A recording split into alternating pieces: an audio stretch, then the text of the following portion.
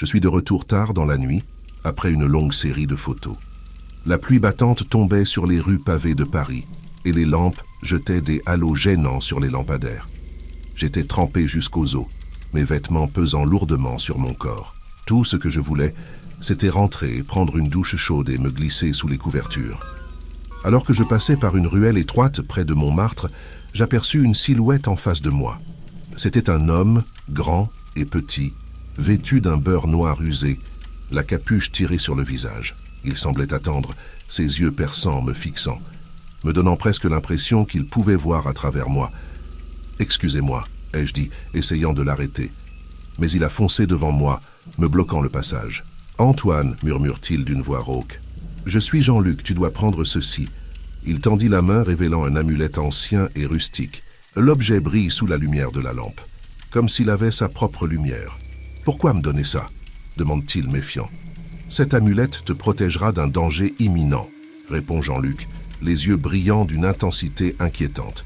« Tu ne comprends pas encore, mais tu le comprendras bientôt. » Je pris l'amulette, sentant une étrange chaleur émaner de l'objet. « De quoi parlez-vous? Quel danger ?» Avant que je puisse obtenir d'autres réponses, Jean-Luc se retourne brusquement et descend la rue.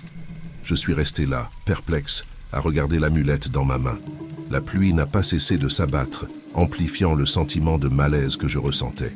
J'ai gardé l'amulette dans ma poche. Une fois dans mon appartement, je me suis assise sur mon lit, examinant l'objet de plus près. Il était orné de symboles que je ne reconnaissais pas et semblait très ancien. Je l'ai rangé dans mon chevet, décidant de le remonter moi-même ce soir-là. Ce soir-là, j'ai fait des rêves inquiétants. J'étais entouré de silhouettes encapuchonnées, de visages qui s'éloignaient dans l'obscurité. Des chuchotements incompréhensibles s'élevaient dans l'air, des mots dont je ne me souvenais plus très bien, mais qui évoquaient une peur inexplicable. Je me réveillais plusieurs fois, trempé de sueur, mon cœur battant à tout rompre. « Juliette doit comprendre pour parler », me disais-je en me levant au petit matin. Mon vieil ami passionné d'histoire pourrait peut-être m'aider à comprendre ce que signifiait cette amulette et pourquoi Jean-Luc me l'avait donnée. Le lendemain, je rencontrai Juliette dans son bureau à l'université. Elle était entourée de ses livres habituels, de piles de vieux livres et de manuscrits qui entraient dans son espace de travail. « Antoine, tu as l'air épuisé », dit-elle en levant les yeux de son livre. « Que se passe-t-il » Je sortis l'amulette de ma poche et la lui montrai. « J'ai eu une rencontre étrange hier soir. Un homme, Jean-Luc, me l'a donnée et m'a dit qu'elle me protégerait. » Juliette prend l'amulette et l'examine attentivement. « C'est fascinant, ces symboles. Ils me sont familiers, mais je ne peux pas les placer. Où as-tu dit que tu les avais eus ?» Je lui raconte tout, de ma rencontre avec Jean-Luc à mes rêves inquiétants. Elle m'écoute attentivement, son scepticisme habituel cédant la place à une curiosité professionnelle. « Je vais faire des recherches, » dit-elle à la fin. « Mais Antoine, sois prudent. Quelque chose me dit que cette histoire est bien plus complexe qu'elle n'en l'air. » Je hochai la tête, reconnaissant de son aide. Alors que je quittais l'université, une sensation de malaise continuait de me hanter. Quelque chose d'invisible semblait se tapir dans l'ombre, attendant son moment pour frapper. Lorsque je me suis retourné dans mon sommeil cette nuit, les bruits inquiétants de silhouettes encapuchonnées et de murmures incompréhensibles me hantaient encore. Je sais que je comprends l'origine de cette amulette et sa véritable signification. La première personne qui me vient à l'esprit est Juliette. Juliette et moi sommes amis depuis de nombreuses années. Elle est historienne et bien qu'elle soit souvent sceptique, elle a une connaissance impressionnante des objets anciens et des sociétés séculaires. Je prends une douche rapide pour me préparer avant de me rendre à l'appartement de Juliette. En arrivant, je frappe à la porte, nerveux et impatient. Elle ouvre rapidement, surprise de me voir à cette heure tardive. « Antoine, qu'est-ce qui se passe? Tu as l'air bouleversé, » dit-elle en m'invitant à entrer. « Juliette, j'ai besoin de ton aide. C'est quelque chose de vraiment bizarre, dis-je en sortant l'amulette de ma poche. Regarde ça. » Elle tient l'amulette dans ses mains, l'examine attentivement avant de tourner son regard vers moi. « Où l'avez-vous trouvé ?»« C'est un homme étrange, Jean-Luc, qui me l'a donné hier soir. Il a dit que cela me protégerait d'un danger imminent. Puis il a disparu avant que je puisse lui poser plus de questions. » Juliette fronce les sourcils, visiblement intriguée malgré son scepticisme habituel. « D'accord, assieds-toi, je vais voir ce que je peux trouver. » Elle sort plusieurs livres et commence à les feuilleter à la recherche d'indices. Au bout d'un moment, Elle s'arrête, les yeux agrandis par la surprise. « Antoine, tu ne vas pas me le dire. Cette amulette est liée à une ancienne société secrète appelée les Gardiens de l'Ombre. » « Les Gardiens de l'Ombre? Qu'est-ce que c'est ?» je demande, ma curiosité piquée au vif. C'était une société qui, selon les légendes, protégeait Paris des forces surnaturelles. Mais il y a une dizaine d'années, les membres de cette société ont commencé à disparaître mystérieusement. J'ai senti un frisson me parcourir. « Qu'est-ce que ça veut dire pour nous ?» Juliette commence sa lecture, ses yeux parcourant rapidement les lignes. Il semble que cette amulette soit plus qu'un simple objet de protection. Certains documents suggèrent qu'elle pourrait être la clé d'un passage entre le monde des vivants et celui des morts. Je suis abasourdi. Une herse? Ça semble. Impossible. Juliette hoche la tête. Je suis d'accord, c'est incroyable. Mais les preuves sont là. Nous avons besoin d'en savoir plus. Je pense que nous devrions visiter l'ancienne chapelle des Gardiens de l'Ombre. Nous pourrions trouver des réponses. Je prends une profonde inspiration, sentant le poids de la situation. D'accord. Faisons-le, quand partons-nous? Demain matin, répond-elle. Nous devons être prêts. Cette nuit-là, je dors peu, l'esprit tourmenté par ce que nous pourrions découvrir. Au matin, nous nous retrouvons dans l'appartement de Juliette, prêts à partir à l'aventure. La pluie du village a laissé place à un ciel gris et menaçant, un avant-goût de ce qui nous attend. Alors que nous roulons vers le centre de Paris, où se trouve le bâtiment abandonné, je ne peux m'empêcher de ressentir une excitation teintée d'un sentiment d'aventure. Juliette s'avance vers moi, l'air déterminé par son visage. « Nous y sommes », dit-elle en montrant de côté un vieil immeuble délabré. « C'est ici. » Nous entrons prudemment, la lumière filtrant à travers les fenêtres tordues. À l'intérieur, le parking est rempli de symboles ésotériques gravés sur les murs, rappels silencieux d'anciens rituels en cours. Au cours de son exploration, Juliette a trouvé un vieux journal, appartenant apparemment à l'un des membres de la société. « Gardez-le », dit-elle avec enthousiasme. Ce journal pourrait contenir les réponses que nous cherchons. Mais avant que nous ayons pu lire plus avant, une série de tremblements s'est arrêtée dans le voisinage du désert. Nos cœurs ont battu la chamade lorsque nous avons réalisé que nous n'étions pas seuls. Une silhouette encapuchonnée est apparue au bord du champ. Nous la regardons, terrifiés, avant de partir sauver nos vies. De retour dans la sécurité relative de mon appartement, nous nous sommes référés à la porte derrière nous, hésitants. « Il faut enlever ce journal », ai-je dit, déterminé. Il contient certainement la clé pour comprendre la véritable menace. Juliette acquiesce, la tête haute. Nous n'avons pas le choix. Nous devons savoir à quoi nous avons affaire. Et ainsi commence notre tentative désespérée de déchiffrer les secrets des Gardiens de l'Ombre, sans savoir que notre quête nous mènera à des révélations bien plus sombres et personnelles que nous aurions jamais pu imaginer. En arrivant au vieux château abandonné sur le front de mer parisien, Juliette et moi avons ressenti une atmosphère fade et oppressante. Les murs sont couverts de graffitis et de symboles ésotériques, traces d'un passé mystérieux. La pluie continue de tomber, créant une symphonie de gouttes d'eau sur les vitres polluées et les carrosses tombés. « Tu es sûr que c'est ici ?» demande Juliette, la voix tremblante. « Oui, d'après les recherches que tu as faites, c'est bien l'ancien siège des Gardiens de l'Ombre, » réponds-je, essayant de cacher mon propre malaise. Nous avons posé la porte sifflée qui s'est ouverte d'une manière troublante. À l'intérieur, l'obscurité semble presque tangible et nos lampes de poche révèlent les vieilles boiseries et les pièces abandonnées. Nous avançons prudemment, les pieds posés sur la lumière rouge sang du soleil.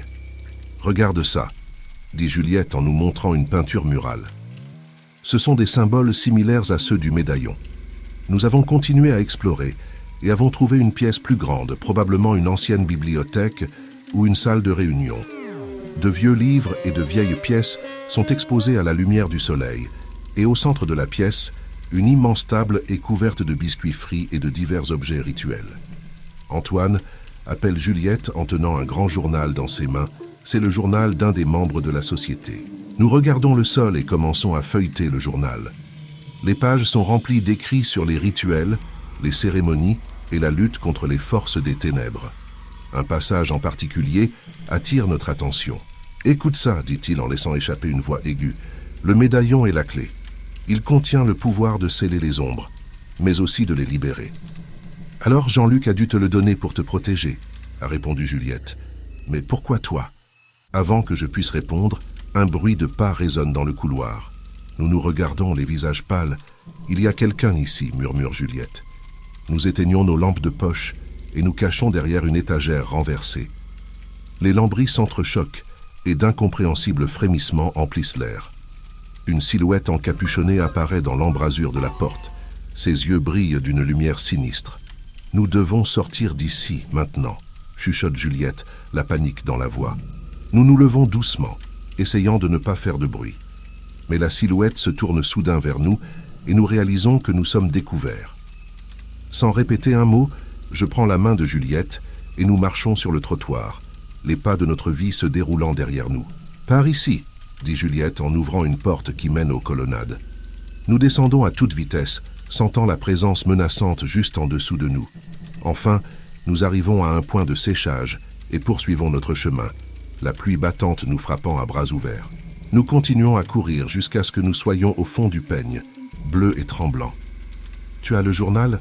demande Juliette d'un ton hésitant. « Oui », réponds-je en brandissant le précieux livre. « Il faut le perdre.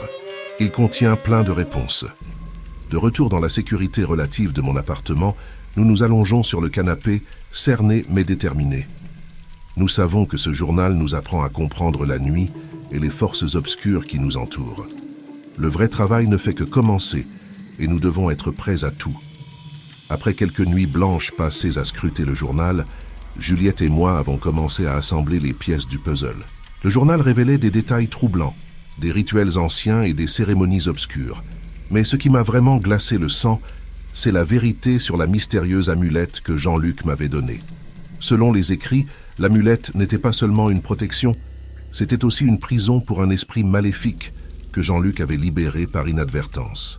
Un soir, alors que nous étions plongés dans la lecture, Juliette se tourna vers moi, le regard fatigué mais déterminé.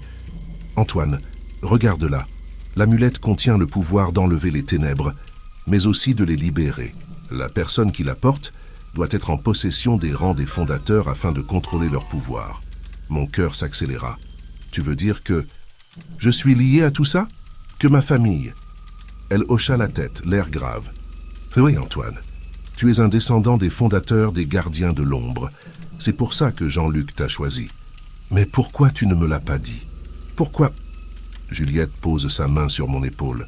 Peut-être qu'elle a pensé que c'était trop pour que tu comprennes, ou peut-être que je n'ai pas eu le temps.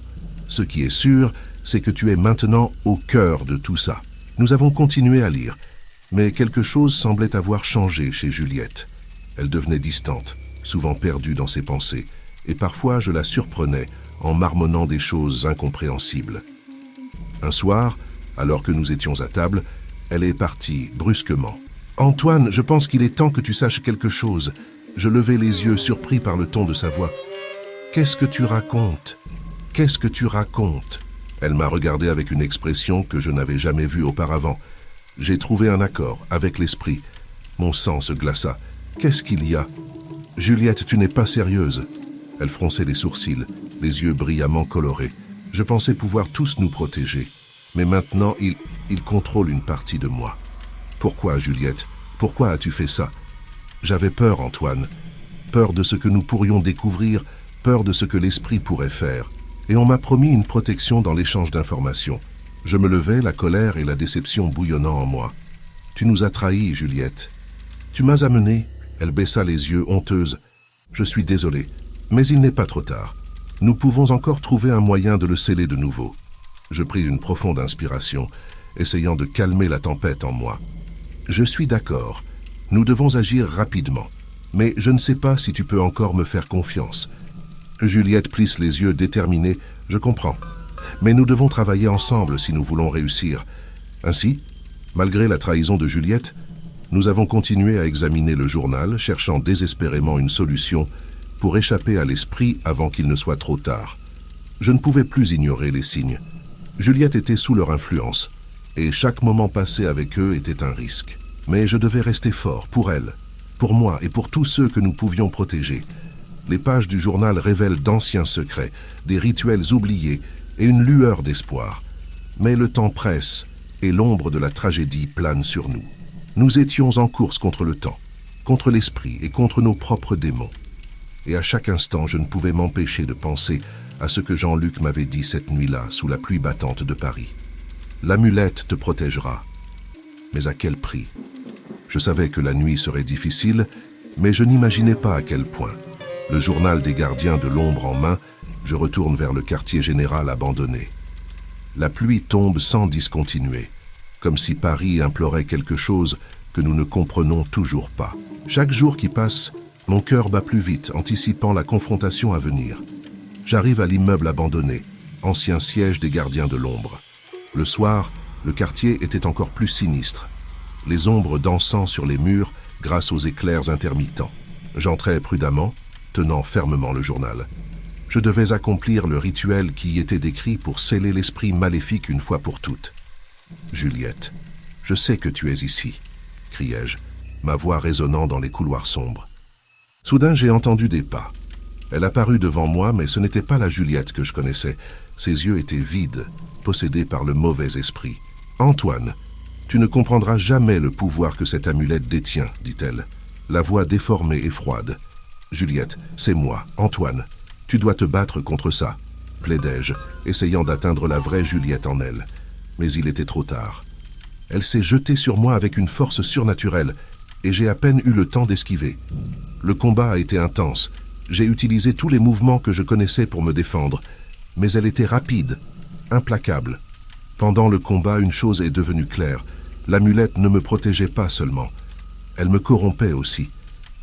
J'ai compris que tant qu'elle existerait, personne ne serait à l'abri. « Juliette, je suis désolé, » murmurai-je en serrant l'amulette contre moi. D'un geste désespéré, je plaçai l'amulette au soleil et la séchai avec mon pied. Une lumière intense et une vague énergie subsistaient, nous projetant vers le haut. Juliette s'effondre au soleil, inconsciente. Je me relevai difficilement, sentant l'énergie de l'amulette s'échapper de moi. L'esprit maléfique a été aspiré dans le monde souterrain et pendant un moment, tout est resté silencieux. Mais une chose inattendue s'est produite. Le soleil sous mes pieds s'est mis à scintiller. Une fissure s'est ouverte et j'ai été aspiré à l'intérieur. La dernière chose que j'ai vue, c'est le visage de Juliette, désormais libre d'esprit, qui m'a regardé avec horreur. Lorsque j'ai ouvert les yeux, je me trouvais dans un tout autre quartier. Cela ressemblait à Paris, mais tout était déformé, comme une version sombre de la ville que je connaissais. Les ombres se brisaient étrangement, et un sentiment de danger permanent flottait dans l'air. « Bienvenue, Antoine », dit une voix grave et rassurante. « Tu es maintenant un gardien de l'ombre. » Je regardais autour de moi, essayant de comprendre où je me trouvais. La taille était étrange, pleine de figures encapuchonnées et de symboles que j'avais vus dans le journal. Je savais que mon combat était loin d'être terminé. Je fais désormais partie de quelque chose de bien plus grand et de bien plus sinistre que je n'aurais jamais pu l'imaginer. J'ai pris une profonde inspiration, acceptant mon destin. « Je suis prêt », me suis-je murmuré, prêt à relever les défis qui m'attendaient. Je savais que la bataille finale ne faisait que commencer et que ma vie ne serait plus jamais la même.